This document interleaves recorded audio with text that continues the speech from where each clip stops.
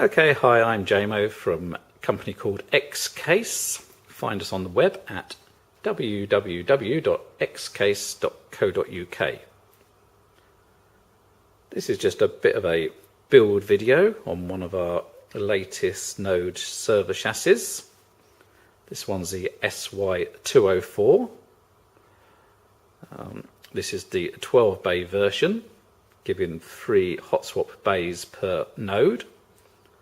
There are 4 nodes in this 2U system, and each node takes a dual processor motherboard with 16 DIMM slots.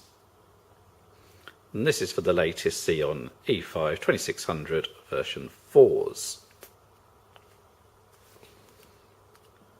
So each node system has 4 hot swap bays, and they're color coded for each layer. So that's the top layer on the left hand side, bottom layer on the left hand side, top layer on the right hand side, and bottom layer on the right hand side.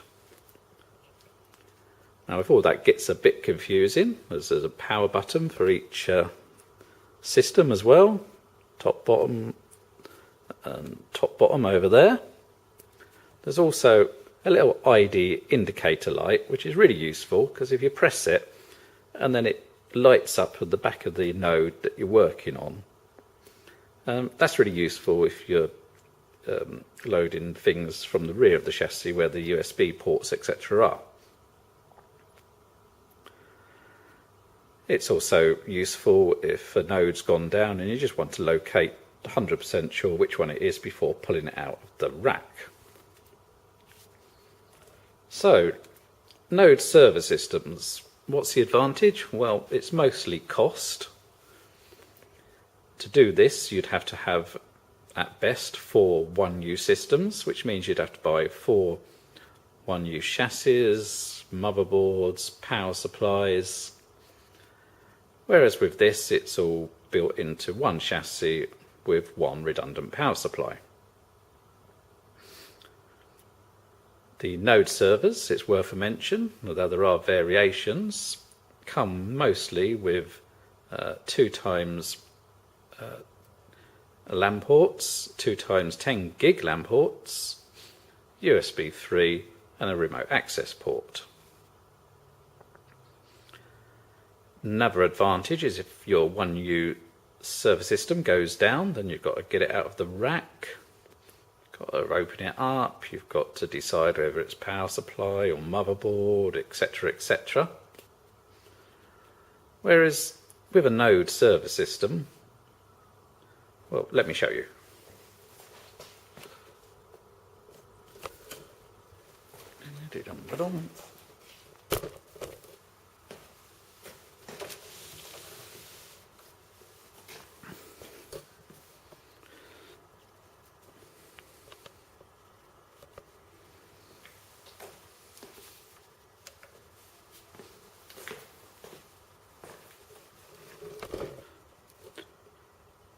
So I'll just press the locate light and you'll see there's a blue light there.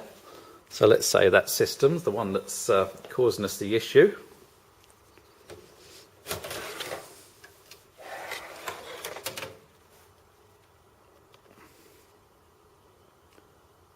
We just pull it out. And if it's supplied by us, you'd probably just phone us up and say, okay, one's gone pear-shaped. We can just send you another node.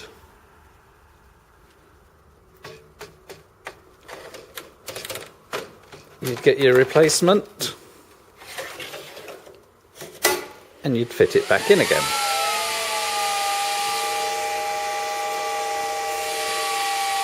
Now you can do that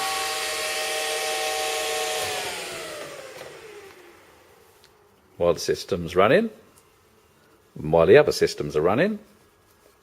So taking it out doesn't interfere or cause a problem with other systems within your node.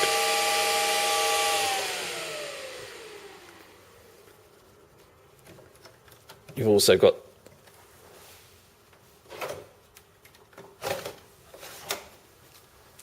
a redundant power supply. So 2 of these. So that one's still running away, for instance, if, there you go, just to show you.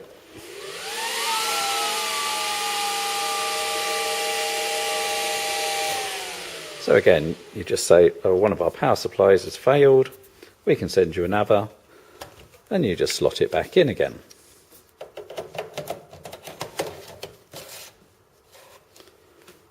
So overall, using a node server system, you're going to save yourself money, rack space, and it's also a lot easier if you have an issue. Now, there are some downsides, because I'm sure people will tell me this. You are all connected to one backplane, so that's worth bearing in mind. If the backplane itself fails, which is very, very, very unlikely, but if it did, then it would affect all systems. And if both redundant power supplies failed, then again it would affect both systems. But other than that, a node server really is the way to go forward. Well, that's it. Thanks for listening. Bye for now.